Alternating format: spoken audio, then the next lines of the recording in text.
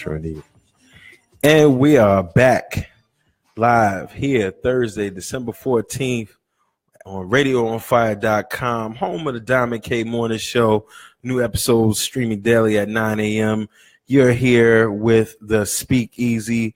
To my right, my lovely co-host, Miss Jennifer Lady Pope. How you doing? Good evening, Baltimoreans and the rest of the world. She's back, and I am the sophisticated savage, EJ Stewart. Today's broadcast was brought to you in part by Diamond K's Club Music Christmas, now streaming on Apple Music and Spotify by searching Diamond K Club Music Christmas. That's Diamond K Club Music Christmas for all you club heads.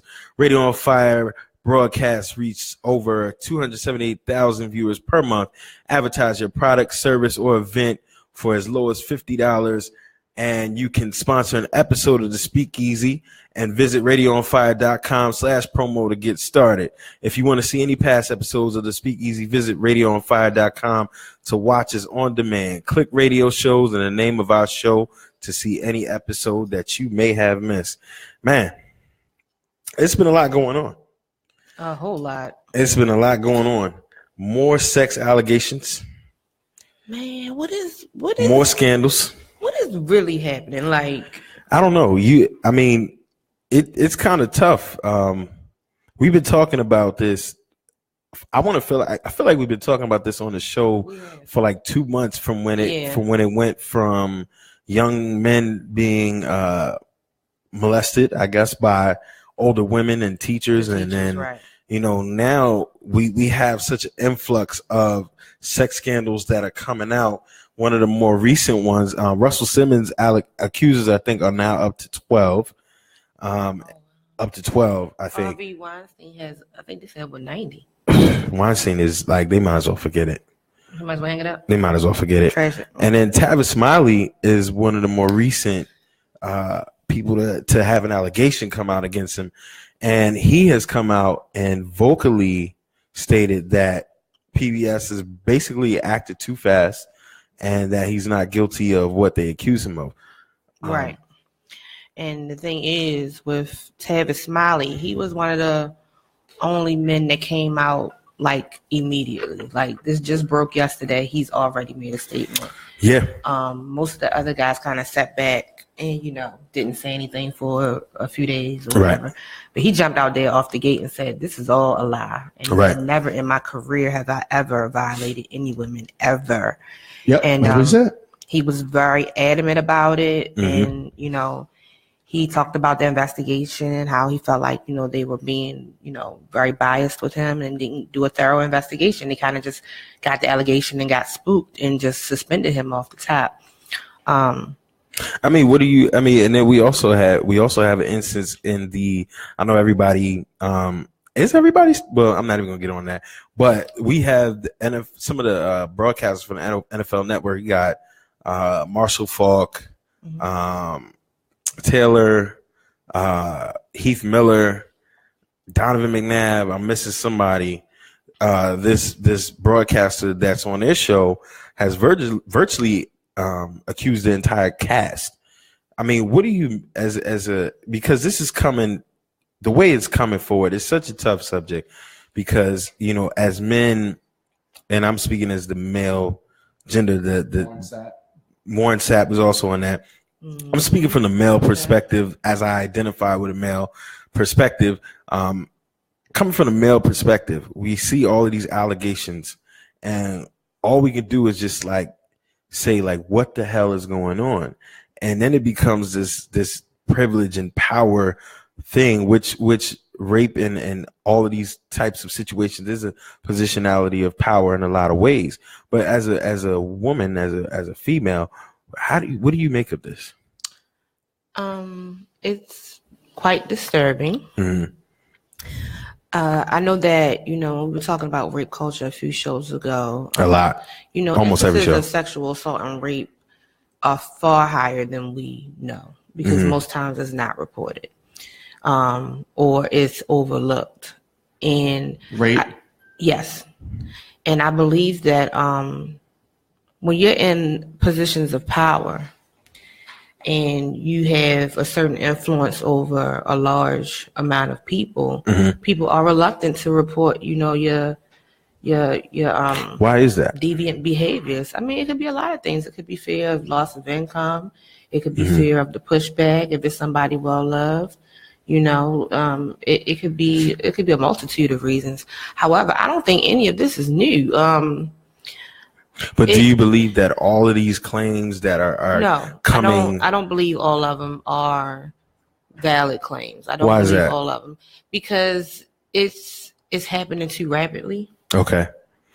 It's like back to back to back to back to back. It's like 2-3 times a week. It's just so many that. So how many of them are actually happening? But then on the other hand, it's not that shocking to me. It really isn't, because you have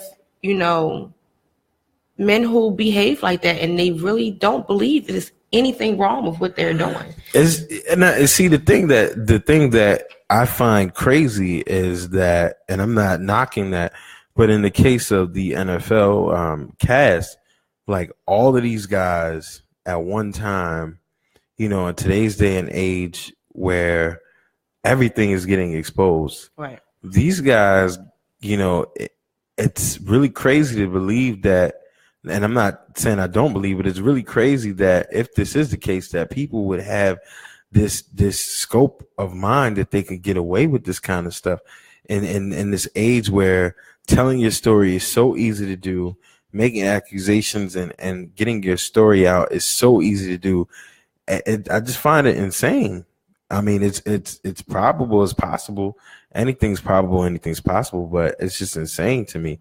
But on the flip side, we have Roy Moore that ran for Senate seat in Alabama, and people virtually knew exactly who he was and what he was about.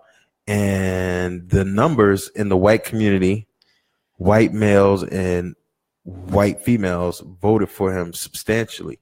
Well, that I think kind of ties into white privilege. Those kinds of deviant behaviors that are frowned upon primarily by most, of our society and our culture, they kind of get a pass for. I believe it was a young man who was accused of rape. He was tried and found guilty, and the judge gave him a slap on the wrist because he had a bright future and he needed to continue his college education, and that's like the most asinine thing ever, and I don't think it got repealed or overturned or anything. Yeah, and I think he actually was going back. Raped this girl, and he's still in class. He's still in college. He didn't get expelled, any of that. So, and I think he's actually appealing or suing them for all of that he went through and all of the things that he went through. But then on the flip side, we can't act like, women don't make false allegations, because they do. We know that. Unfortunately, because it really takes away from those victims that want to come forward, that really need to get justice for their crimes and really have to make these men accountable for their behaviors. And it's, it's heartbreaking to even have that type of a mindset when you have a victim coming out with an allegation. It really is. But, we do have women in our society that think that, accusing a man of rape is a tool of revenge or, some type of get back. So I think that we're in like a really problematic place. Mm-hmm. As a woman, I feel like, any type of violation is appalling and it needs to be addressed, and their behavior needs to be accounted for. And however, as a mother of sons, I am terrified.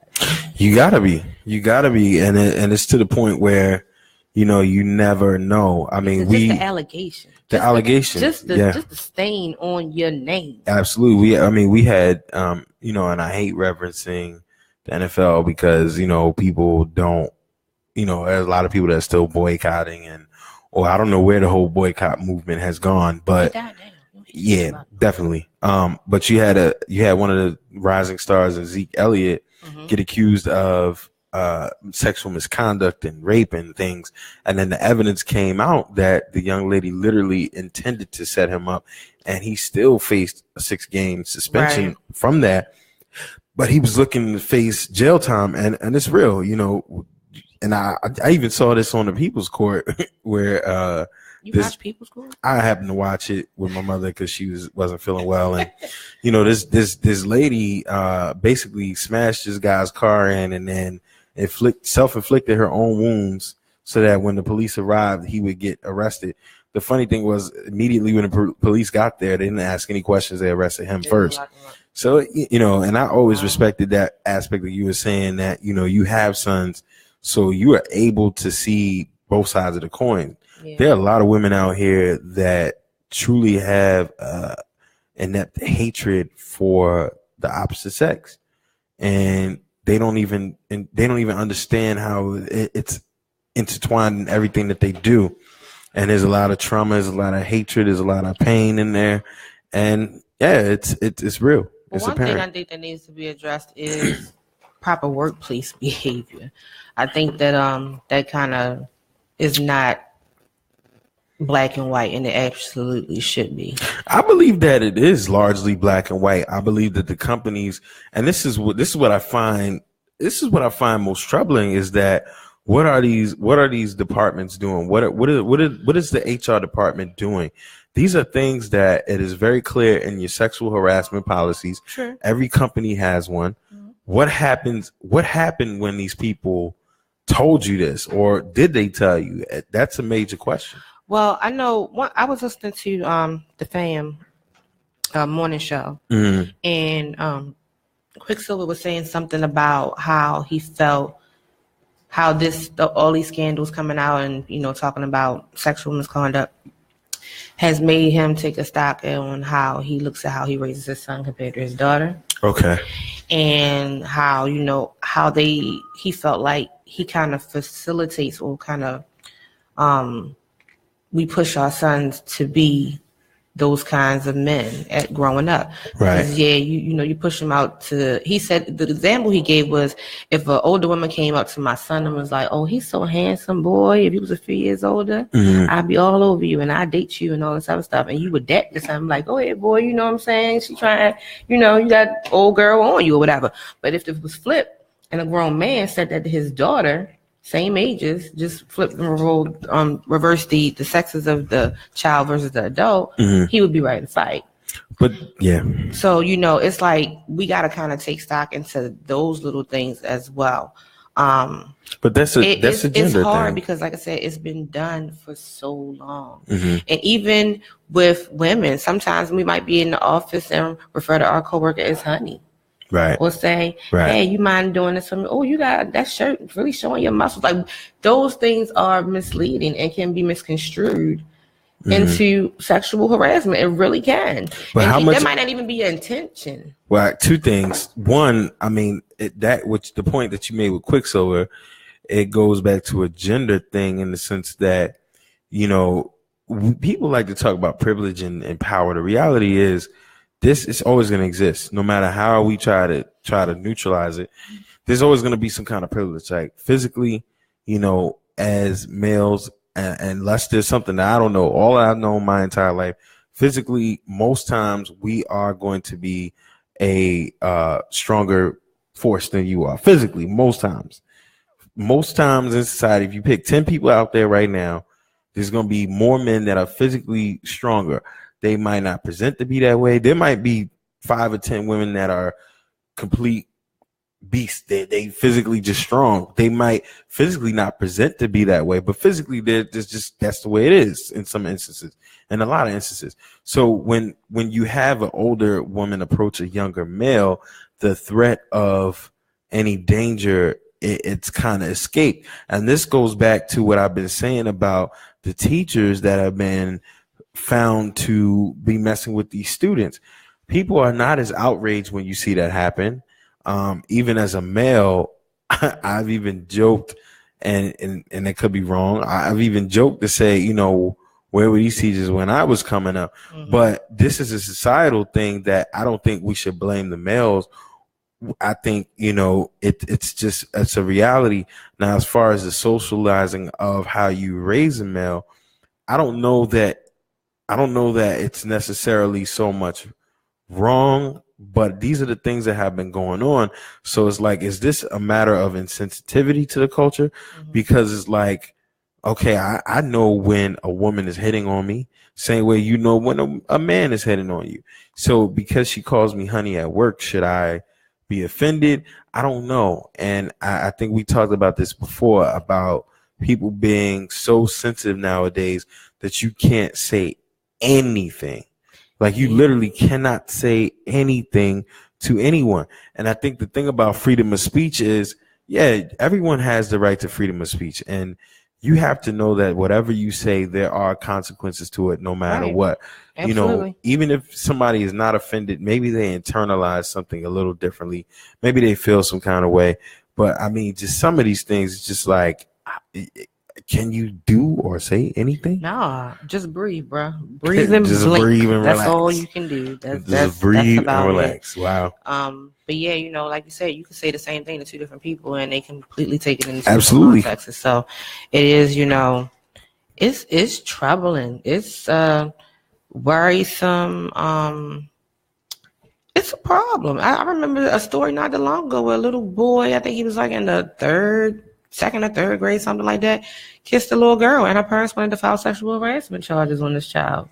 And he was at an age in his state where he could be locked up and sent to a juvenile facility.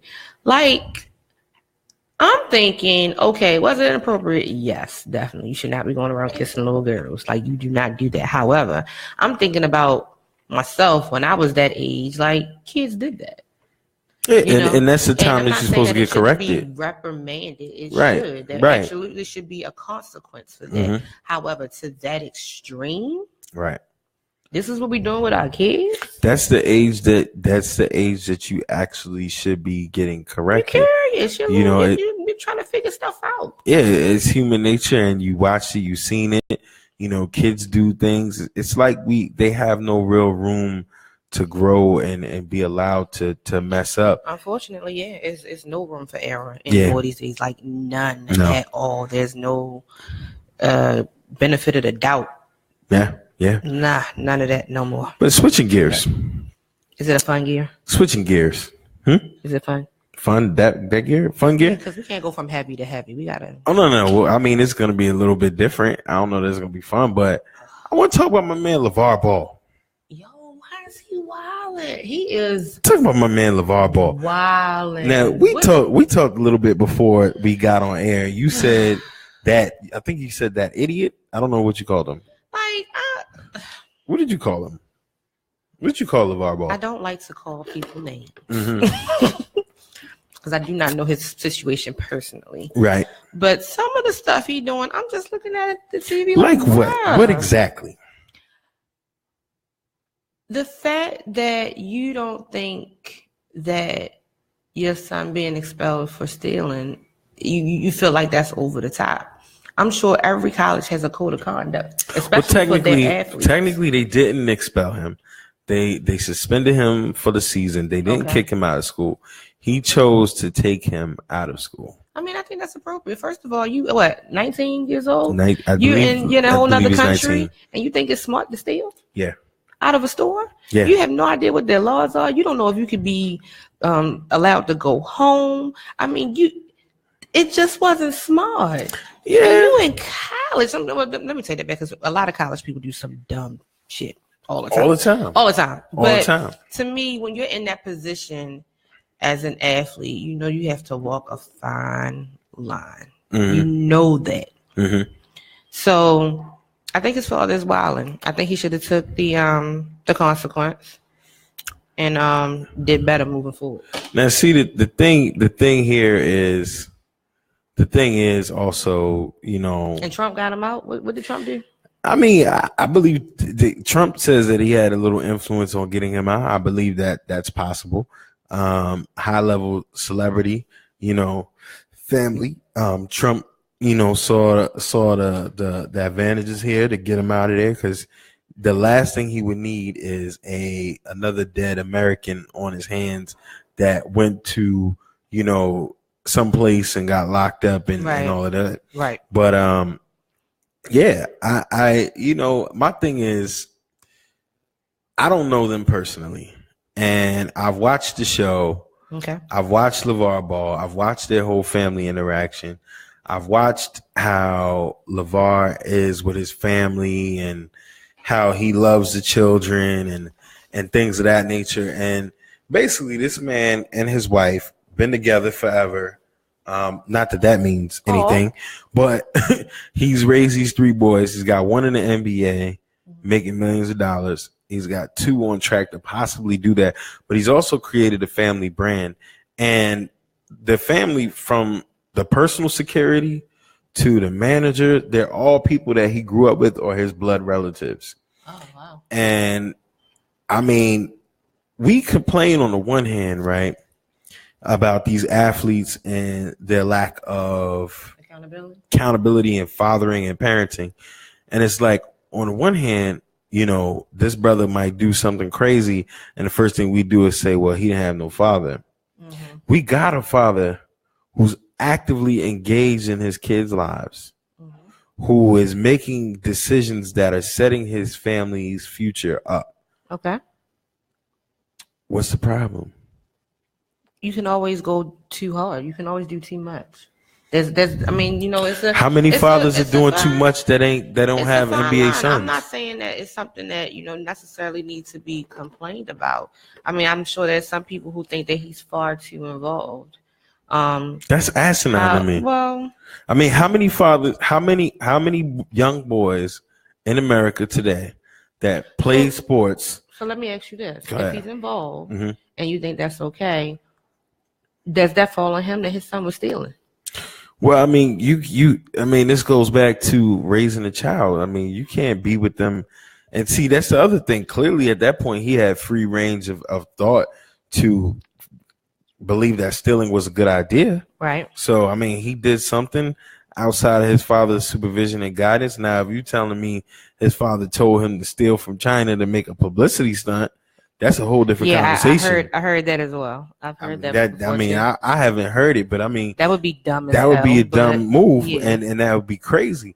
But I mean, he can't account for his son stealing. Right. So what I'm saying is, here you are. You have a father that's very actively involved, heavily involved. Yet his son still made a very stupid decision and did something that can possibly risk his career. So are we taking away the fact that this man is involved in all 3 of his sons' lives to compare because one stole? No, what I'm saying is, be it whether the father is involved or not, sometimes as individuals, people just do dumb stuff. Right. So, but my point is, I'm pretty sure if any of the Ball sons have done anything crazy, look at Aaron Hernandez. Mm-hmm. His father got locked up before he went to high school. And his whole life spiraled from that, and he never came back from it. Right. LeVar Ball is there in his kids' lives. If nothing else, LeVar Ball is in his kids' lives. So when you have parents who are too heavily involved, and yes, there is such a thing. You have parents who won't allow their children to be who they are. Sometimes this could be a way of acting out to say, get up off me, back up a little bit, let me make a little bit of my own. So there's a way. This is not what I really want. There's a way to be too involved in your kids' lives. Explain. At an age appropriate level. Explain. It can be. Explain. These are college kids. So I've heard of, now I don't know much about LeVar Ball. Okay. And their situation. Okay. But have you ever seen the Moms and Tiaras? No. With the little pageant girls? Yes. But they're 5 years old. Most of the time those kids are 5 years old. Right.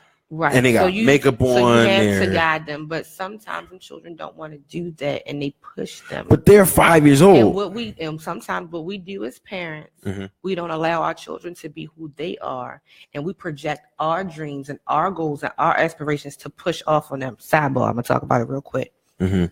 Youth football. I was gonna ask. We're gonna have a whole show around. I was gonna ask you here. Because there are plenty of parents out there in the stands at 9 through 10 youth football going way too hard. I have seen little boys literally crying because they don't want to play. Absolutely. And their parents will push them to play. So, and this is my thing. There are parents and fathers and mothers like that all across the nation. Sure. If you watch Friday Night Tykes, there are fathers and mothers all across the nation that are pushing their children to play through sports, to thinking that they're going to be the next meal ticket or whatever it's going to be. It happens all the time. Yeah. This man actually happened to be successful. My other thing about it is, let's just say none of these kids want to play ball. I don't think that's the case. I think they all want to play ball. Okay. But let's just say none of them want to play ball. 19 years old was his first crime. Granted, it was internationally. First crime that we know. Oh, he go hard. He go hard. You want to do it big. Gotta go hard. First, as far as we know, this is his first crime internationally. Mm-hmm. The third son, nothing. The first son, nothing. How many kids in America right now play sports, got to get picked up by somebody else's dad, got to get picked up by the team mom, picked up by the team coach, because they don't have a daddy there? I don't think that people are questioning his involvement with his children. No. I think that it's his methods. I think that is the way that he goes about doing certain things kind of rub people the wrong way. People are saying everything about him. At the end of the day, people can say what they want. These are his kids. But that's my point. People are literally going as far to say he's a bad father. He's Don King. He's bad and good are relative terms, though. Yes. According to what scale? They are relative to the subscriber. I always say that's something that's relative to the subscriber. But my whole thing is, how many brothers, you never answered this, how many brothers out there, young brothers out there, would love to have their daddy be involved? I think many. If you go to a youth detention center, football practice field, you'll see how many moms is out there. It's a lot. On the sideline. How many moms? But there are dads out there. They are.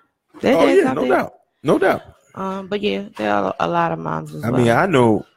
I know personally, and I'm not going to speak about myself because I've already done that 1,001 times. But I know personally, on my team, on any level, except probably for my youth level of football, which the black kids from my town had to go to a white town because we didn't have a football league at that time. Oh, wow. And, we didn't have, out of all of us, no, I'm not gonna lie. Out of all of us black kids that went to that white town, I was the only one that did not. But when it came to high school, there were a lot of people that did not have their fathers around. But hold on, we got some chatter here on the Facebook Live. I didn't know that. Bring them on camera. Who's bring them? Oh, that's something else. Did you watch the Breakfast Club? The sons were kind of in the background, like not. They didn't look comfortable. But the other thing is too, is like they're 19 years old and the other one's like 15 years old. You're 19 years old and you're about 15, 14 years old. How comfortable were you talking to anybody without your father's approval? Very. You were very comfortable. Yep. At 19. Yep. Okay, you were very comfortable talking to millions of people. Millions of people. Talk. Mm-hmm. No. Were you very comfortable talking in front of millions of people? Exactly my point. I've never talked in front of millions. Exactly my point. However, when you're an athlete, and then that's kind of the culture of how you grew up. They're not professional athletes, though. No, they're not. How many professional athletes to this day that are in their position can't do it? Cam Newton, prime example. Example. NFL veteran quarterback, Pro Bowl quarterback, has his father in his life, had a great upbringing, been in the spotlight since he was in high school, junior college. And that man till this day gets lambasted for the way that he talks to the media. Mm-hmm. Some people have even went as far to say he needs somebody. Do they have like a media? They got PR media coaches, and then some teams is kind of like when you got a Cam Newton that's up there. Cam Newton, and to his credit, is gonna say what the hell Cam Newton wants to say. But people say he needs somebody up there to coach him. Mm-hmm. How many people like? He's 19 years old, 15 years old, and they saying if you watch the show, their personality, they could be. They talk more on their TV show. On the TV show, yeah, they talk more on their live show. It is what it is. I don't know. I honestly don't know enough about the situation to really have an opinion on it. But see, a lot of people have an opinion on LeVar Ball. Well, that's people, and they don't really. Just. I mean, a lot of people around the country have an opinion on LeVar Ball, and they really don't know. My thing is, I'm holding my reservations to say he is what he is and he isn't what he is. Until something comes out. Mm-hmm. People got on Joe Jackson for all that he did. Man, huh? We really going to go there? Huh? Joe Jackson? Are we going to go there about that? that? We got to. If we're going to talk about LeVar Ball, got to talk about Joe Jackson. Because people say the same, they saying the same type of things. The only difference is, let's think about it this way. In 1960, 1962, whatever, I don't remember when the Jacksons, I don't know this off top. But if they had social media then, mm-hmm. What would Joe Jackson have been like? I don't know. However, what I'm saying is look at the product of his parenting. Did he raise talented kids? Yes. We can even argue that those talents were natural. Mm-hmm. However, as adults, being healthy people. But can we really say that? Can we really say that that's on Joe? Because I think because that these cats started with him. But we can't say that neither. Yeah, we can. Because all of them are classically abused children. No. And a lot of what they do, and a lot of their adulthood decisions. Did the industry do that to them, or did Joe do that to them? You got to remember, Michael Jackson was 9 years old when he hit the international spotlight. That is a lot. It is. That is a lot to deal with. But when you push children to produce as adults and don't allow kids to be kids, and then you add physical abuse on top of that. Wait. What physical abuse did they experience? We're not having this conversation because I see where you're going. What physical abuse did the Jacksons experience? I see where you're going. I'm just asking.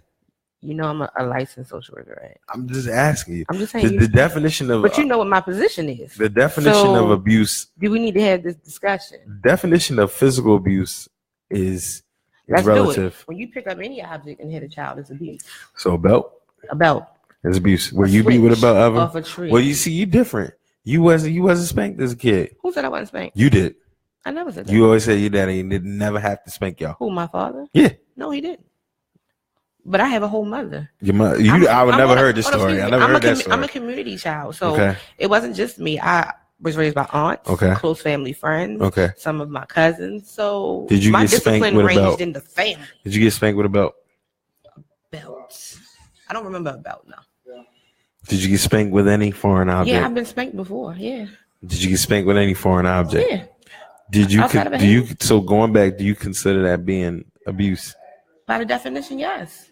Okay. By the definition, yes. Because anytime you pick up an object and hit a child, that's assault. So that goes back. For that. Well, anytime you hit a child with anything, could be considered assault.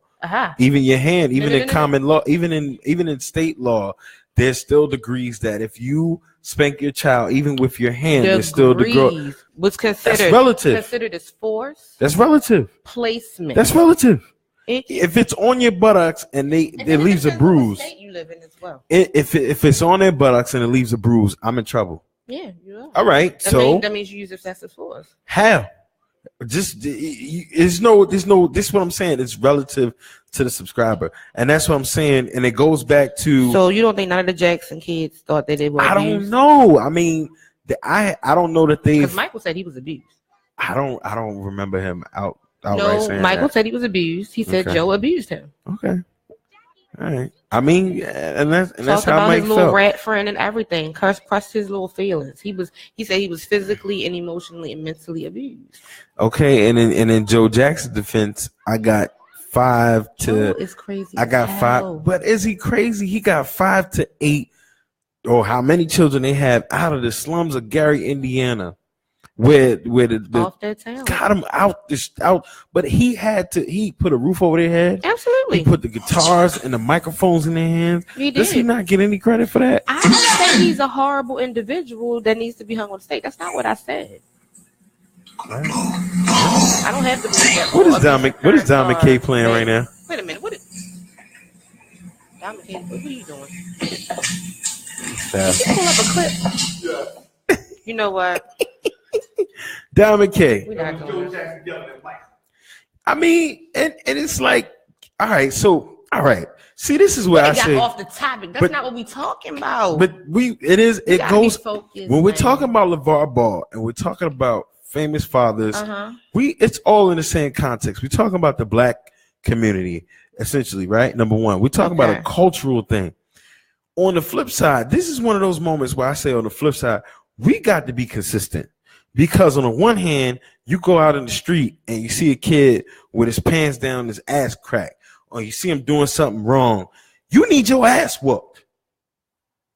But when I'm Joe Jackson and I'm LeVar Ball in it, I'm doing too much. I just want to say that I've never seen a youth with their pants hanging down and I thought that he needed his ass whooped. That's not what came to mind. What I thought was you need a belt.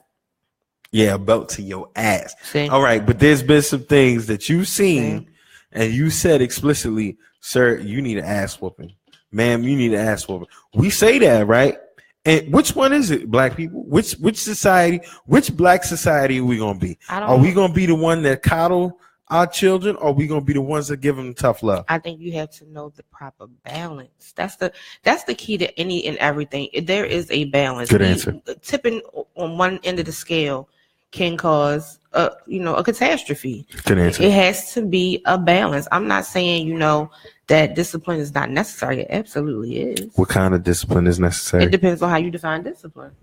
See, you giving me real political answers. No, that is also relative. It depends because every child is different. So you're going to discipline them differently. That's true. Because everybody just doesn't need to be given. Everybody needs, limitations. Whoopings. Everybody needs oversight, but to what degree and how, it depends on the child.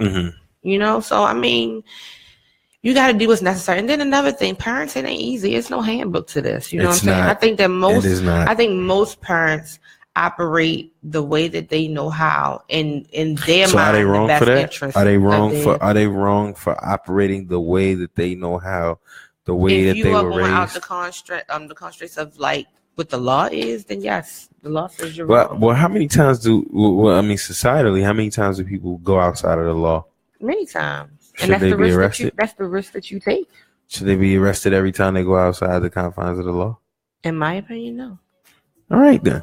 No, I'm not saying. So, I mean, to the parents' defense. But to speak to your example, talking about Joe Jackson, looking at the product of, you have many factors that poured into these people and how they became.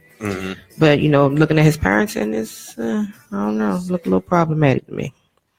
All I know is he raised about 9 to 10 kids, got them up out the ghetto, and made them some money. Yeah, and look at how the people they became. Look at Michael Jackson's story is tragic, and so on so many levels. But I mean, how much of that is because there's so many superstars? I don't know, and I'm gonna tell you why. But this is what my point is. When you have children, and they are raised to be unafraid, and they are raised to be respectful, and unafraid and respectful, and to be who they are, not who you want them to be, but who they are. That in itself can be a struggle for parents. How do I allow my child to be who they are and not mold them to be who I want them to be? And then when they start to show me who they are, how do I handle that? You know what I'm saying? Is none of this is easy. It's none of it's easy. And my whole point is, Michael Jackson never said that he didn't want this fame and fortune. He never said that. He never said I wanted to be a regular smegular kid. But Michael Jackson did say sometimes he wanted to be a regular kid. He did say that. But he also relished in everything that he got. This man went 10, 15, he went a long time before he decided to bleach his skin and do all of these other type things.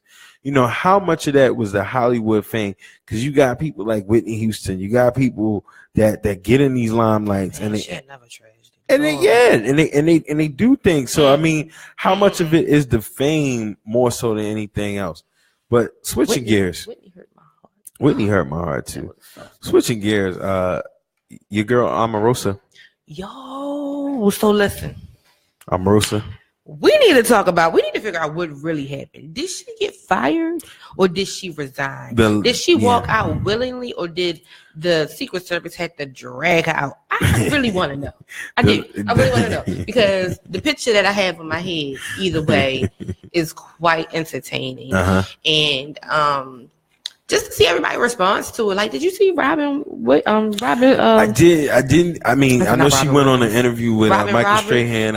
And Robin Roberts left the final message for her. What was it? But she said at the end of it, she said, "Bye, Felicia," referring to Omarosa. Like, wait a minute. So she said, Robin. So hold on. I'm so confused. Omarosa went on that same show to talk to Michael Strahan. She did. Was Robin Roberts there at the time? No. So, however, when they automatically, Robin Roberts basically was like, "I don't want no parts of this." Right.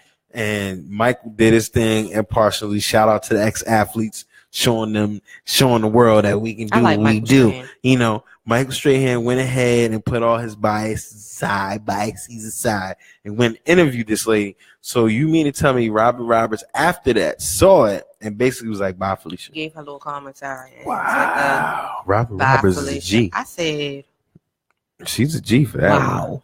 She's a G. Well, I know Omarosa said some things in the sense that she saw some things going on in the White House that she felt uncomfortable about. So I didn't watch the interview. I didn't do my due diligence in this instance, but this, I mean, what do we expect to happen? Man. What do we really expect to happen? I mean, but see, here's the thing. This is the thing that I always talk about, this Black excellence, this I've made it, this success story. Omarosa is exactly what we want her to be. And I say it in the sense that she's highly educated. Mm-hmm. I mean, she's sharp as a whip, beautiful, education, grab it by the bootstraps, went on Apprentice, did all of these things. She's done everything that as a Black society we push our youth to do. The only thing that she may have missed, and I don't know what she does, behind the scenes, she hasn't connected to her people intimately. That was the problem. But how many of our superstars are doing that? How many superstars are really out here in the community doing what we're supposed to do? Omarosa was chasing that check. I think we have more that do it than we know. Yeah, and that thing is a problem. A lot of times they don't want the recognition. They don't want the camera. I think it's a problem. And I've said it before. I think not necessarily in front of the camera, but like any other organization, you got to let people know what you're doing because it inspires other people to donate. It inspires. If you knew your favorite athlete donated to your favorite charity that was local and it meant something and had an impact, you would want to donate. I mean, maybe. You would want to donate. I'm only saying maybe because, athletes do have a level of influence. I can't deny that. Absolutely. If we knew that the Baltimore Ravens were doing this or doing that, you would want to know. You would be inspired to donate. But how could we really be mad at Omarosa for chasing the check, chasing opportunity? And you can call it a sellout. You can call it whatever you want, but people sell out every day for less. In various ways, yeah. For less. They do. However, once you get to that level of stardom and you're in front of those cameras with those millions of people, you have to be very careful about what side you decide to be on. Because now that you've been ousted and kicked out the White House, now that's not your side anymore. So now you saying, you want to come back to the Black community can be unforgiving and very harsh, brutal, and let me coin the term petty. Have you seen the hashtags? I don't know. I don't think she's coming back from this one. Well, they said she ain't invited to the cookout, bro. I mean, she can't get the pizza. She hasn't been at the cookout for a long time. She never been there. You're right. She hasn't been at the cookout for a long time. But now she can't sit at the fine dining table. She got to eat somewhere. Where's she going to eat? She's gonna find a lane. I mean, she's in the same boat right now as Chrisette Michele, and people. While we're unforgiving, and they haven't talked about her. She talked about being suicidal after this. So I think that's and I think it's foul, man. I mean, she was chasing the check. So at what point does chasing the check? But see, that's conflict with your morals. But the thing. At what point does chasing the check conflict with your morals? Because there's a lot of people out here that will say, and it was the same thing. It was the same issue I had with people boycotting the NFL and telling the players that they should boycott. How dare you? You might work for a racist institution. Your ass ain't gonna quit. State of Maryland, before my man Larry Hogan. Shout out to Lawrence. Shout out. That's my man's. I bang with Larry Hogan. But I actually like Larry. I know you like Larry. I know you like Lawrence. It's certain things that he does that I'm not all on board with, but for the overall most part, I think he's pretty good. I like Larry Hogan in the sense that the numbers are there, pulled us out of deficit, did raise taxes, created more jobs, and he's trying to undo the things that our Democratic white knight, Mr. O'Malley, did for 8 years. You really don't like him. I don't. And we went for 8 years, and when we knew what was going on, what was wrong, and people knew, and we worked and we signed up and we lived up to it every day. Yeah. I don't remember 4,000 to 5,000 state workers quitting when O'Malley wouldn't give us a raise. But when Annapolis got a raise, I like the fact that he's holding people accountable. He's holding people accountable with customer service. He's holding you accountable with how you treat others. Man. He's holding you accountable with your spending and how you are distributing these funds. Absolutely. But I mean, not getting off topic, what I was saying was we as a people endure racist practices and things like that every day. For people to have got on these NFL players saying that they should quit their jobs, how can you do that? Right. When your cousin Pookie or your cousin Ray Ray out here slinging crack to the community, you ain't called the cops on him. You ain't told him to stop snitching. Well, first of all, no one's gonna call the cops. But when does the morality kick in about how you make your dollar? That's a personal journey, I believe, because I think that there is a breaking point for every person. There is one breaking point. Some is extremely higher than others, but I think that there is a breaking point, and maybe Omarosa may have breaking point. That could very well be it. Absolutely. You know, I don't know. Don't agree with a lot of her demographic, but I do agree that she is a highly intelligent woman. She's a very accomplished woman, and she would be, you know, things that you would aspire to be, but nevertheless, when you have that disconnect with your own community, you got to take stock in it. Yeah. You want to be welcomed and claimed in some way. Yeah. You know, you don't want to be ousted. She's definitely ousted. Yeah, the black community is definitely unforgiving. Yeah. However, you know, I think she gonna be alright. She gonna write a book. She got dough. People gonna buy it. She got dough. She got dough. People gonna buy it, you know. She got dough. But I think that's what it was all about. And a part of me feels like this was always the plan anyway. from the jump. This was always the plan anyway. She wasn't gonna go for the whole ride. She fulfilled her purpose. I mean, I don't think Donald Trump expected anything more for her. Listen, you know, he is not one of my favorite people. However, Agent Orange. I give credit where credit is due. Donald Trump takes care of his people.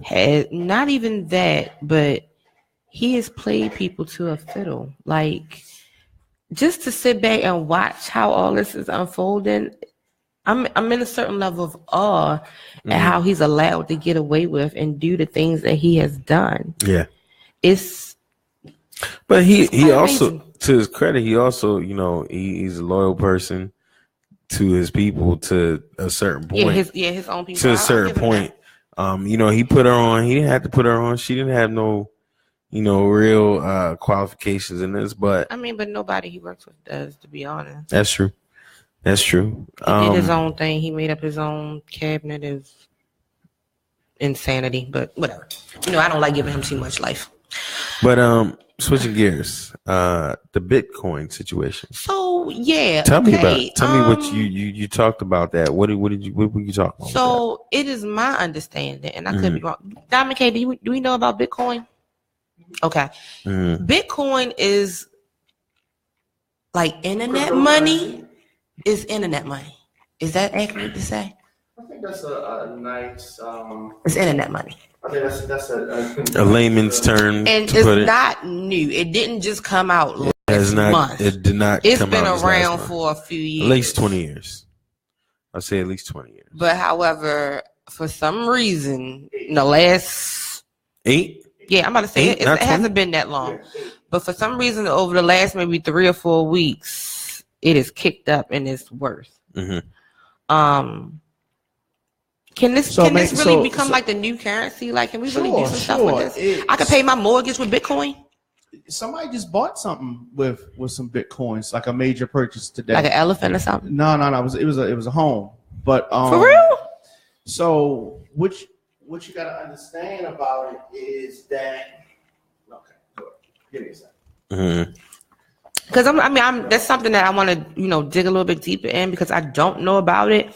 Other than the headlines that have been happening recently, but could it be another type of currency? Because I don't think it's too far fetched for a new currency to come around and kind of surpass the almighty dollar and brick of gold. Well, my theory behind all of this is that it's like Ving Rhames said in Baby Boy. It's about guns and butter.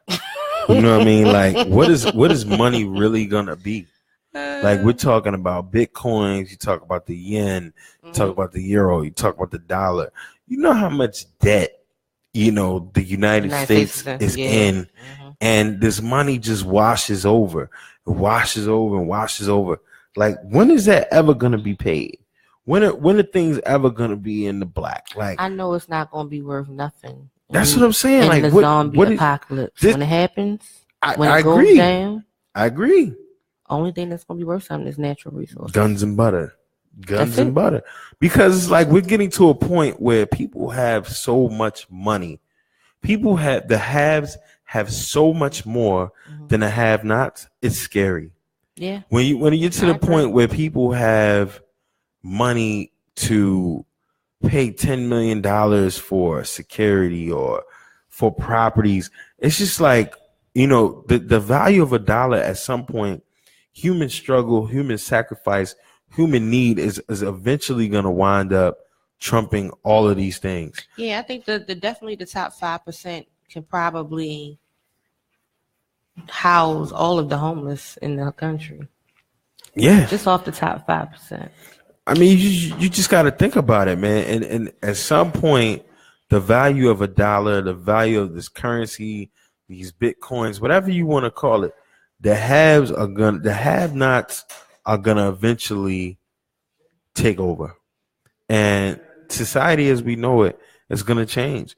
You have the government influence, you have the war, the fear of war, the fear of nuclear threat. I mean, what are you saying? Do we need to go out in the woods and build us what I'm saying is live off the land? What I'm saying is that we gotta get prepared. What I'm saying is, black folks. I need to get my bunker ready. Black folks, we need to stop, being concerned. Yeah, granted, we need to live in money right now, but are we really trained to survive? No.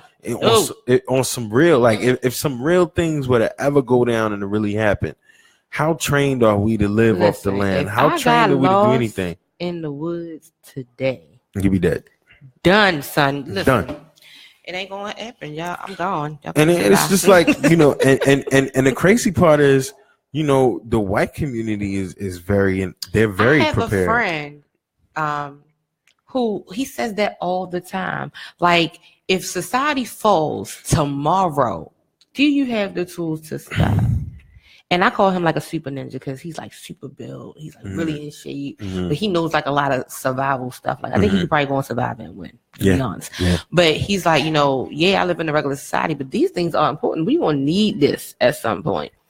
And I can agree to a certain extent, because I don't know how to start a fire with 2 twigs and skin a raccoon if I need to and cook it. I don't know how to do that. I mean, think about it. Just like you said, the emergence of the notoriety towards these Bitcoins, right?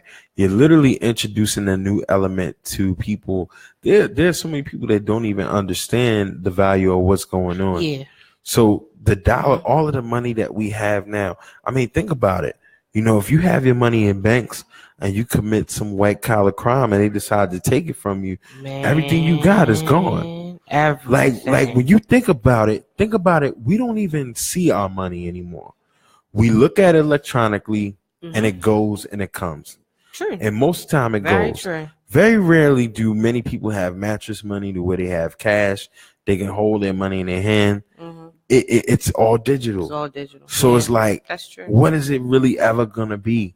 You're talking about a nation that's the most powerful in the world that is trillions of dollars in debt. Where's that ever going to go?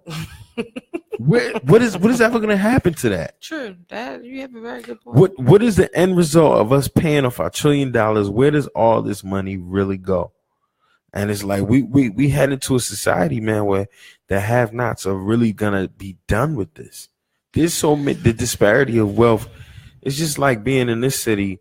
You could ride up York Road and then make a couple turns, or you really can't because they've now structured the road a little different, so you can't get into certain neighborhoods.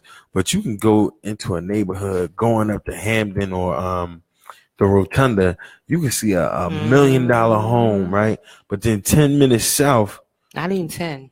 Yeah, about 5 or 10 minutes south. You go about south, 4 or 5 blocks down. You in the hood where somebody just caught a body and they living rough and they living foul.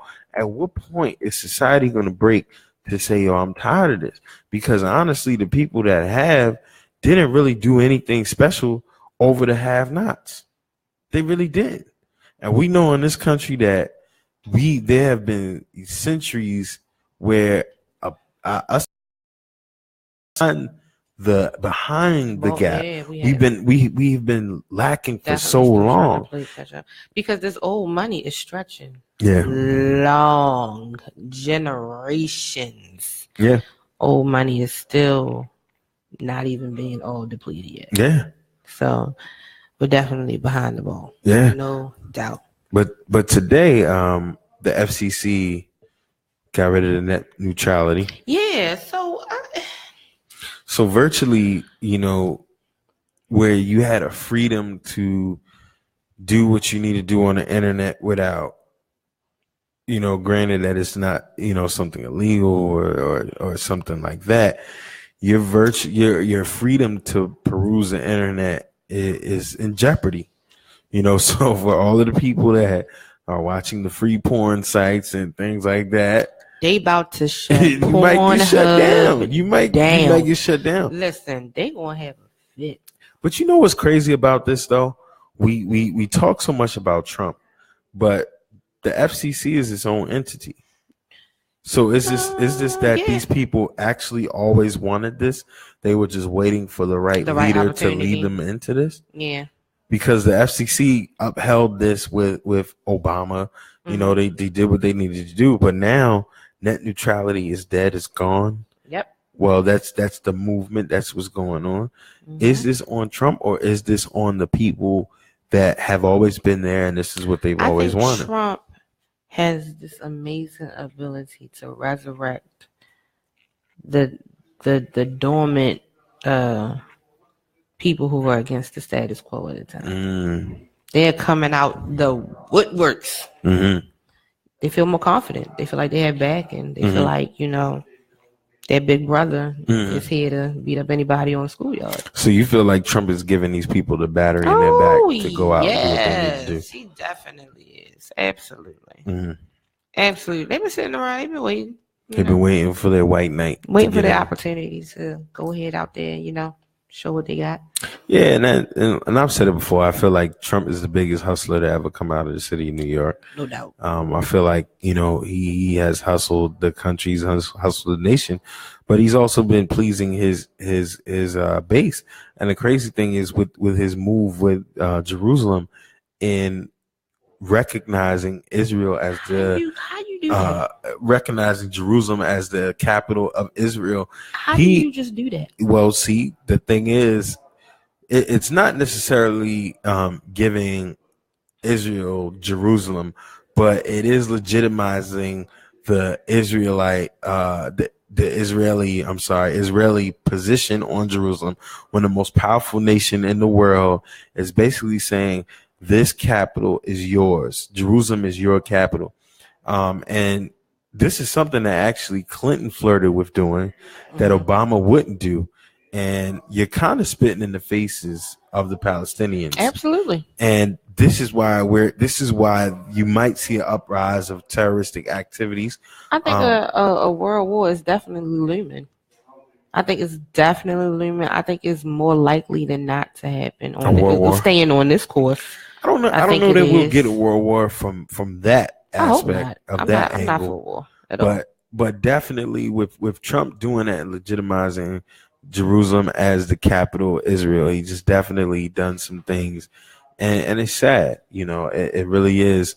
And the funny thing is, I've even heard on the Michael Rappaport show, one of the guys, Eli Lake, I think he's Jewish as well as Michael Rappaport. I love the show. I love listening to it. But Eli Lake, I think his name is Eli Lake, but he's Jewish as well, and he actually bigged Trump up for this move. And it's funny how Trump is actually starting to appeal to a lot of these influential bases in the country. Mm-hmm. He's appealing to the Western redneck patriot brand. He's appealing to the corporate rich man. He's now tapped into the Jewish community. Everybody but our people, of course. Yeah. So, I mean, it's very interesting to see. And now the net neutrality is down. And that wasn't a Trump move. That was FCC. No, it wasn't. It wasn't. He might have influenced it, like you said. Yeah. He might have brought their real feelings out. But this was a Trump move. So these are the times that we're living in. All right, I want to switch up. I want to switch gears. Go ahead. Go for it. It's not on the list, though. Okay, go for it. You ready? Yes. She's Gotta Have It. Did you watch it, Don McKay? What's that? She's Gotta Have It on Netflix. Yes, I did. You watched the whole thing? The new one? Yes. Yeah. The whole season? The whole season? Yes, all episodes. So you didn't watch to the end? You didn't watch the last episode? No. That was good. That's what I wanted to talk about. Well, I was waiting for you because I did talk about it 2 weeks ago. But yeah, let's get into it. We talked about it, and I know how you feel. Let's talk about it. I want you to talk about it. Because, is there a difference between being free-spirited in your sexuality and being a thot? Just being what's termed, as she said in the series, that she does not like being coined as a freak. See, the thing is, all right, so just speaking to the production and everything and then the makeup of the show, Spike did pay a lot of homage to the original movie. Yes. Even the last episode, was, based off of scene in an original movie. Mm-hmm. But one of my female followers said this specifically. She said, and I'm paraphrasing, she said, I did not like the fact that they tried to overplay and utilize feminism, free thought, and spirit for somebody straight being a hoe. Woo. And it's like, at what point do you look at it? What point do you look at it like, ma'am, you just being a hoe versus the feminist aspect of it? What was so empowering about this? And I think we have this misconception that, oh well, guys do it, that shit don't make it right. We wrong, but it's acceptable when guys to who? Do it to most. To who? To society. I think wrong. It's acceptable. Yeah. How? But no, it is. Bill Clinton got impeached over it. Huh? Bill Clinton got impeached over it. No, he didn't. he really didn't. But I think that how is it acceptable? That with the first of all, I love the series. I did. But I loved it for more than one reason. I really loved how they paid homage to prominent African Americans in the past. I really, really enjoyed that. I enjoyed that how they had little comedic parts of it, but they were also serious underlying themes in the episode. Yeah, and he was really pushing those. Like the whole butt injections with the best friend. Yeah. The relationship she had with her parents. The relationship she had with the vet, the neighborhood vet. Right. So it was certain things that I thought that they really did in a nice artistic way, I believe. Mm-hmm. However, with the relationships with the men that she has, I know with her going to therapy, how the therapist says, I think that you are with each one of these men for specific reasons to pretty much create your own perfect man. Mm-hmm. I think that in today's society, the way that relationships and dating and, sex is now seen and viewed, I think a lot of people do that. Now, I think the issue comes into play where there is manipulation and dishonesty. Did that. That's the thing. That's what makes it an issue. So with that last episode, when she, brings everybody to the table and says this is what it is. And even with her confessionals, I guess that's what you would call it when she's talking to the screen, she's saying, this is my truth, this is what it is, and either you're with me or you're not. But what part of the game is this right, though? It's right when you give people the choice, because when you give people the choice to say this is your option. She initially did not give them the choice. Initially, no, she didn't. She strung them along the entire season, and they ultimately did not like it. But I mean, how many times do we see people do that, men or women, where they are in these situationships or whatever you want to call them, and they say, well, we're not in a relationship. But you might be doing everything that you do in a relationship. And I say this to people all the time. You cannot bring me a furry white animal with a yellow beak that's quacking and then tell me it's a cat. Right. A duck is a duck. You're going to call it what it is. I don't care what you name it. Right. I don't care what you label it. It's a damn duck. So I think that we've gotten into this thing where we do our own thing and label it as to what we want. Or we don't do a label at all. But that's exactly what she did. She utilized this theory of I want to be a free-spirited, feministic person, whatever, and tried to justify the things that she was doing. It was dead wrong. All the way around. Well, I don't think this is ever right to play and dabble and toy with people's emotions, especially if you know where they are. Right. And most of these men were kind of telling her where they were with her, and she just couldn't bring herself to come to some type of resolution. Right. And that is wrong. That's a problem with you. That's absolutely wrong. It's not a problem with them. It's a problem with you. If you know and you tell someone up front and you give them the decision as to what they want to be involved with, I don't think there's anything wrong with that. Mm-hmm. I mean, but a lot of people will argue with you that that's not true. Yeah, no, it's not the first time. Yeah, I mean, the whole thing was just crazy to me, and so let me ask you this: do you really think that we are meant to be with just one? You talked about this before. Diamond K, I want you to chime in too. We talked about this before. This whole theory about. No, I don't think he's not ignoring. But this whole epic of monogamy. See, he was ignoring me. No, he wasn't ignoring you. He was just busy. I was typing some things. What's going on?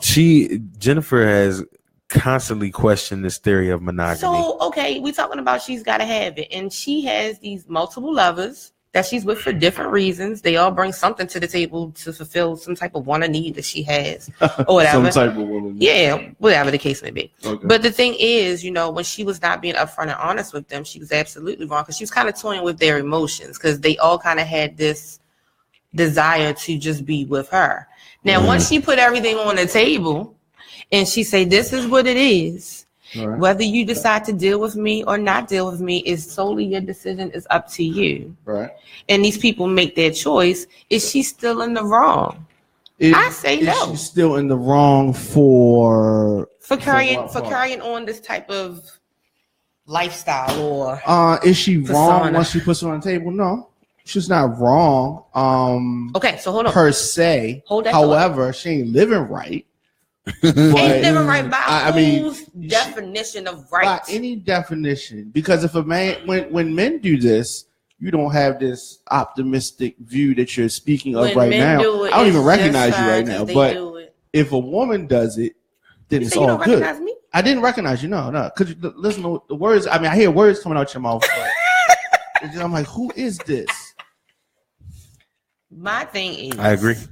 the lies and deception, the manipulation is absolutely wrong. Yeah. But you were questioning. You give people informed choices to make decisions, and they're doing things of their own free will. I don't see anything wrong with that. You said if they agree to it, then it's cool. Mm-hmm. So but why does it always happen in reverse when it's the man that tells a woman up front, and then y'all always get upset when you know what it is? We don't do that often. A lot of us do. Thank you, Diamond King. A lot of us do. That is the issue. A lot of us do. No, because that is the issue. Because if you do that and you do that with people up front, even with Nola, if she would have did it up front, they probably would not have begun to deal with her in the first place. No, they probably still would have. Yeah.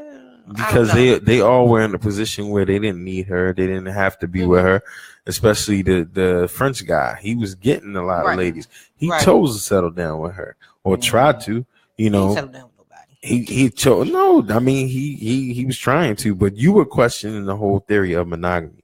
What's your theory of monogamy? So, like, you have another one of these shows, situations. You talking about in movies? No, she's talking about real life. Because sometimes art imitates life. Okay. Sometimes it does. What I'm saying is, with these type of people who believe that they cannot be fulfilled in a relationship with just one person. Sure. Is that necessarily wrong? No. That's no. What period. do you think? No, it's not. It's not wrong. I mean, wrong is not the right word, I suppose. Okay. It's taboo. What do you think? Taboo is a good word. What do you think? Okay. What do you think? I don't know. I think that we have adapted a lot of Western culture. Which is, having the belief that we have this cosmic soulmate that we are just meant to be with forever and ever, and it's just this one person, or we just have this one true love that we have in life. But in the words of one of my favorite quotes of my favorite movie, Love Jones, love is who you make it with, who you make it with. I truly believe that. I don't think that it's this thing where the stars and moons and sun has aligned for me to be with this one specific person, and this is the only person I'm going to mesh and connect with. So let me ask you very simply. You get a guy that you're in love with, that you're with, and he comes and tells you that I found someone that I love and that I also want to be with. What is your response then? That's nice. Come on, you gotta give me more than that. No, that's nice. You gotta give me more than that. So you would allow that to happen. You're just in love with everybody. So you would allow that to happen. What, for him to be with another woman at the same time as you? I can't do that only because I'm telling you why I can't. What are you talking about? I'm not saying that. I'm not saying that it's. I'm saying that kind of lifestyle, I don't necessarily believe that it's wrong. I believe that if that's for you, then that's for you. But you're not for it. No, because I'm territorial. So okay. All right. I'm territorial. So, it's going to get ugly. So at some point, it's going. Even if I was able to sit back and let some stuff slide, there's going to be a head in a peak where my claws are going to come out. When my video is going to arrive, and it's not going to be great. How contradictory is this, though? You saying there's nothing wrong with it, but you know it's not good for you. Right, because everything that's not, everything that's presented might not be for me. But essentially it's wrong. No. Essentially to you is wrong. No. That sounds like it is. I don't drink tequila, but I'm not saying that tequila is bad and it's wrong. It's just not for me. I don't think that's the same. Why? I don't think that's the same as saying that you think people can smash I'm saying people. That because I feel like there are people who don't own their truth.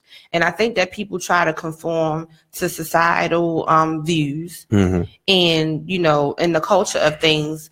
And they try to fit in this box and they don't fit in the box. So why is it not for you? Why are you trying to force that man into a box? I'm not trying to force anybody in a box. No, you would essentially be trying to force that man into a box to be with you because you're territorial. Why don't you work on being territorial? Work on not being territorial? Yeah, work on not being territorial. I would actually put forth the effort to try to not be. I would. Would it be successful? Probably not. Because I know but see, that's the thing. That comes with knowing yourself. You can try to be open to try new things. I don't think there's anything wrong with that. But you can, and if it is not successful, you can say, listen, I tried. Mm-hmm. It ain't going to work. But yet you encourage all of those. No, what I am encouraging is people to own their truth. I believe there are some people who definitely can be monogamous, that they really are tied to just that one person. But in theory, though, you are kind of bashing the idea of monogamy because you also already said you don't believe that one person can be with one person. Physiologically, no. But because we are higher level thinking beings, I think we make a choice to. Because that's what we believe. So essentially, we should be able to be with one person. Yeah, you should be. All right. So you believe in that? You believe in monogamy? Monogamy, yeah, I do. There we go. I can be devil's advocate. Just because I'm arguing against the point, don't mean that it necessarily is my belief. There we go. See, you are kicking that now when it fits for Nola, but when it applies to Jennifer. It's a problem. I could totally be Nola's lawyer. I could defend her. No, you can't. Even though I don't necessarily subscribe to her lifestyle, I can definitely defend her. Can nobody defend her? Can't nobody defend her? Have you ever known some real life Nolas? I did. Tell. Can you talk about them? No, I would never. But like I said, I think you have to own your truth. And I think that when you don't own your truth and you try to fit somewhere where you're not supposed to, it causes problems in your life. And you just shouldn't. I think that you should be able to do how you truly feel. Mm-hmm. Yeah, I mean, a lot of people feel that way. Why not do that? Why, if you are a woman or a man who feel like you won't be fulfilled by one person, you need to be upfront about that. So I mean, at what point do you draw the line? At what point do you just say Nola was a hoe? It's not about fulfillment. No, I'm just saying. I mean, I'm taking the words off somebody who said that. What is the definition of a hoe? Because to me, a hoe is a woman that sleeps for money, like a prostitute. I mean, a hoe goes both ways. It's not just a man or woman thing. Okay. It goes both ways, and I'm taking the words from what someone said. You rarely hear people refer to a man as a hoe, but okay. Depending on what show you're listening to. But I'm saying, at what point is it that you're being a hoe and then you're not being fulfilled? At what point, and I think to some degree, to answer the own question, there is a communication factor in it. Absolutely. And then there is, what exactly are you getting out of this? And is it, a reciprocal relationship? What do you mean by that? Like if you are, getting a lot of monetary things out of it, or you're monopolizing someone's time and resources, and you're not giving of yourself in the same aspect. So you're saying a one-sided relationship. Yeah. Virtually, like I'm supplying you money, supplying you energy. I'm doing everything I can, and it's no reciprocation. Right. And you kind of not giving me the same thing. So where is this aspect of fulfillment? Like, can anybody really claim they're unfulfilled if they're not really doing anything? But that's why I say you got to know your truth. Some people are just a black hole. So looking at Nola, what did she do for them? They have a very romanticized notion for Nola. Not taking that. What did she do for them? When you're talking about the output of energy, time, and monetary services, what did she do for them? Start with Mars Blackman. What did she do for Mars? Mars. Which one was Mars? With the glasses? Puerto Rican cat with the glasses. I really liked his character. Yeah, he was funny. That was Spike Lee in the older. She gave him the attention that he wanted. And I think that's what he craved a lot. She gave him the attention that she wanted. That he wanted. He was after her for a while before she even dealt with him. And then that was her homegirl ex-boyfriend. What attention did she give him? Because all I saw was a brother who really was digging her. Mm-hmm. He really cared about her thoughts, her desires, her goals. He supported her. Mm-hmm. He even transported her art, with no questions asked. What did she do for him? I think of the three, he had the most lopsided relationship with Nola. I mean, we gonna get to that. Of all of those 5 things I just named for him, she didn't do a damn thing for him. But like I said, besides giving him the attention that he was craving from her, I can't even say he was craving attention. She didn't give him as much as he wanted. But wait a minute, compared to all five of the things I literally just named, you going to respond with attention, as broad as it is. So attention, she got attention from him. That's an even trade-off. So virtually, she didn't do a damn thing for him. Be honest. Yeah, you can come to that conclusion. She really didn't do a damn thing for him. So the next guy, the French guy, I forget his name. You know, I don't think he really did that much for her. Do much for her. I mean, he sexually, she enjoyed him. I think it was really just a sexual relationship. She liked the experiences that he had, in the sense that he took her out and things of that nature. No, because initially he didn't do none of that. Once he really started to dig her, then they went out on a date. But he always did kind of support and say he liked her art, and he liked, you know, he boosted her self-esteem and saying she was beautiful and things of that nature. But I mean, we can probably say they really didn't do anything for each other. Last guy, married, on the verge of separation. So he said, living in the house with his wife, monetarily funded this lady throughout the entire joint, supported her, gave her love, gave her props. What was she doing for him? Do you feel like she was his escape? What was he doing? I'm trying to help you build your case for Nola. You're supposed to be her attorney. I don't know what she necessarily gave him. No, I'm not gonna say it was nothing, because if it was nothing, he wouldn't have been there. He wouldn't have wrote for her the way that he did. I mean, he did all of that. I think he had a serious infatuation with her. I think that they all loved her. They all loved her. So don't try to downplay it with the infatuation. They all loved her. I don't think the first guy loved her. They all loved her. No, I think Mars loved her. Okay. I think the last guy, I think he loved her. I don't think the French guy loved her. Okay. Yeah, he was very narcissistic. But he got something from her. And I think that maybe it was things that he might have been lacking in his marriage. I don't know. I think she accepted the fact that he was able to be that kid from the projects around her. I think that he was able to be himself. To be himself around. And and he opened himself up and he gave her that. But I think all in all, when you look at Nola, she was completely a black hole. Because we're forgetting one more element.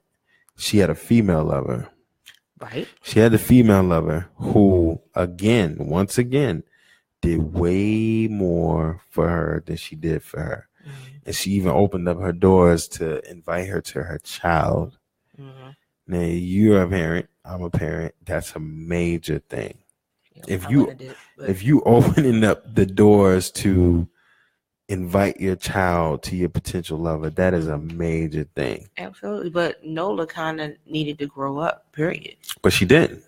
No, she didn't. But why should she? When you have these people giving you the things to feed your ego and do the things that you're doing, why do you need to grow up? But again, that's my underlying question. How much is enough? At what point do you look at somebody and just say, what are you looking for?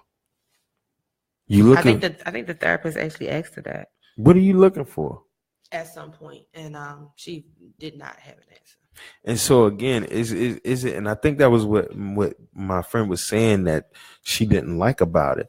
She was utilizing feminism and open sexuality because she was inadequately not able to say. She was not able to say what she actually wanted or what she needed. And right, because I think she was probably all over the place like that because she really didn't know. So when we say Nola was a black hole, or will we say that's not Nola was a black hole? That's kind of accurate, yeah. Because I remember a certain somebody on one of our very first shows talking about James St. Patrick on Power and how foul he was. How foul he was. Don't do that. He was so foul because, you know, he led this drug life. He led this drug life that he was trying to leave behind, elevate himself. And the very woman that's supposed to support that idea looked him in the eye and said, you ain't gonna be shit. But shit. You really have some underlying issues with Tasha. I don't have no beef with Tasha. Really has actually, I love Tasha. Actually, that's my favorite person to watch on the show. I love all the times that, she does all of the things that she does. I love watching Tasha. But the whole theory behind it is, look at the double standard. We knocking this guy for saying, I had enough. She not supporting my dreams. I'm tired of where I'm at. You are so far onto your campaign that you never hear me say that she was wrong. No, because you said it very subtly. No, I didn't know. And we ignored the fact. I did address it. Oh no. Let's go back to the fact that you wanted to debate that it was actually Tasha who violated the marriage first. Per this series, she violated the marriage first because she got butt naked in the back of the car. Got butt naked in the back of the car with his nephew. It's foul form. So for all of those out there that bashed James St. Patrick on Power, fictional character that support Nola, riding so hard. You got some explaining to do. You got some explaining to do. You got some explaining to do. At the very least, because it's a double standard. It's ridiculous. It's obvious. What? What's obvious? The double standard. Black men. The double standard. Black men are losing. Are we comparing Nola to Ghost? Yeah. Yeah. Absolutely. We're comparing Nola to Ghost. Yes. It reminds me of something I saw. Wait, hold up. I just want to be clear. Talk about it. Talk about it. We are comparing Nola to Ghost. Yes. To Ghost. Yes. We're comparing. You can say it 3 times if you want. Yes. But what it is it reminds me of this guy that I know of. That, allegedly.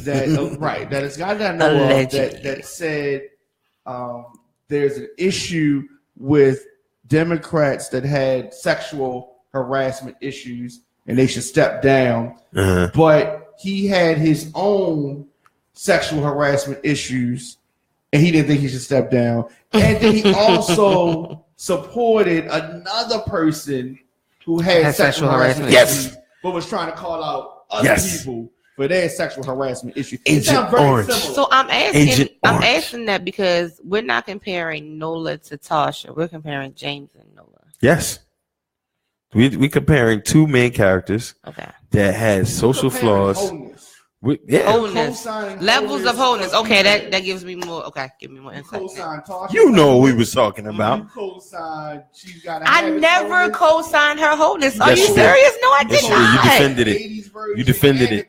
I did not. I explicitly said that she was wrong for what she did. You defended it. You said she was right. I never said that. Roll the tape back. I never said she was right. You definitely defended it. You said I think it's right. If they consented adults and I did not say that. I went to Vegas. I'm not saying I did it in Vegas. I'm just saying that. I see what's happening. You definitely rolled for Tasha, and I'm not going to be a part of it. I'm not going to let y'all see him. And it's the double standard. On me, I did not say that. I said that Tasha was definitely wrong for what she did. You wasn't what that I explicit argued with you it. About was what episode it happened on. Oh, it was episode 1. I said it wasn't episode 1. It was episode 1, and you were proven wrong. But I never said that she was right in what she did. But you felt major difference between Nola and James St. Patrick. Nola is not married. Okay. James is married, and in his marriage, he went and had a whole extramarital. But he didn't want to be there no more. Nola is a single woman. He didn't want to be there no more. Ties in the relationship to anybody. So again, you defending the behavior because she's by single. By her definition, she's single. You defending the behavior behind the single matter. That's the difference. I love your selective hearing, sir, because I said he's gotta have it. It would be the most criticized show in the black community in the world. In the world. I know a whole bunch of heathens gotta have it, and I don't judge or criticize them either.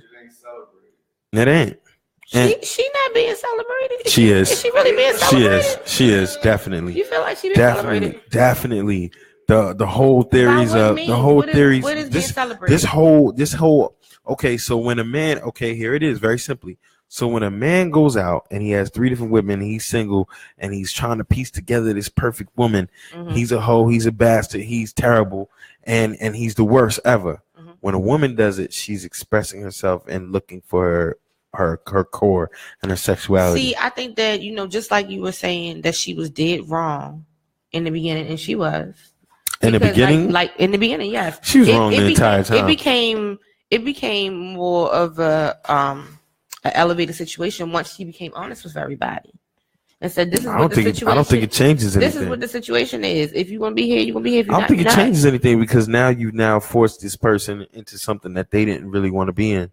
That you have a choice. They didn't sign up. No, they didn't sign up for it at that point. You should have gave me that choice in the beginning. She should have. Because you given that choice to me now at the end does not justify to me. You should have. But the thing is, what I'm saying is, with if it was a man and it was the same exact situation, you're wrong for not being upfront. Yeah, but how much the difference is how much is the man getting dogged out versus the woman is. How many times do we see on TV, on whatever it is, and when a man is exposed, but they railroaded her, like they're calling her a hoe and a thot and a freak. She's still getting, in the show or no critics. Period. I've seen all of that in response to. Oh yeah, I mean, rightfully so. So what are we really talking about here? I mean, rightfully so. Right. So the issue is you're not being upfront with people and you're being manipulative and lying. That is the point. Issue. Is Nola's a black hole. She can't be defended. It's nothing about sexuality, none of that. She's a black hole. I didn't reference anything. And she's empty. And that's HOLE. Hole. Not hoe. I want to say this, and I think y'all come full circle. Okay. Sexual harassment is wrong. Whether a man does it or whether a woman does it. That's right. Yes. Being a hoe is wrong. Yes. Whether a man does it or whether a woman does it. Yes. Unless you're gardening, then it's appropriate. Right. Yes. But I mean, it's all about disclosure. Disclosure. And long as somebody tells you, no. Did I just make that up? No. You no. You're not the first one to do it. I think that's not. So virtually, as long as somebody, and that's that bullshit. That's that bullshit. It never flies when it applies to males, but that's cool. Jennifer says, as long as you tell the woman up front, you're good. If you are an active participant, that is on you. As an adult, you've made a conscientious decision to participate in this. If you chose to participate, don't bitch, don't cry, don't say nothing. Nope. Just take it. Yep. Just get what you get, and that's the end of it. I'm with that. You were told, you were warned, you signed the dotted line, you read the disclosure, and you agreed with it. It's on you. I'm with that. Well, partner, it's been good. I don't believe you just tried to railroad me like that. You had to get it. You had to. That's all right. You had to. That's all right. I'm rolling back the tape because now I'm offended. Oh yeah, go ahead. I did not say that. Go ahead, roll the tape back. Go ahead. I am, and you'll see. I'm gonna roll it back. Well, partner, it's been real. It's been a good episode. Coming back, I had a lot of fun. Talk about next week. I don't know what's going to happen. We got New York getting bombed, and who knows what's going to happen in a week's time. There's so much. But you have been watching the Speakeasy on RadioOnFire.com, home of the Diamond K Morning Show. New episodes streaming daily, 9 a.m. Today's broadcast is brought to you in part by Diamond K's Club Music Christmas. Club Music Christmas. Now streaming on Apple Music, Spotify by searching Diamond K Club Music Christmas. Come get lit for the holidays. Diamond K got the Club Music Christmas mix on Spotify and Apple iTunes. Millie rocking the Santa Claus. Get it. And we out. We done? Yeah. We're rolling? Good. We out here. I need to go watch my shows.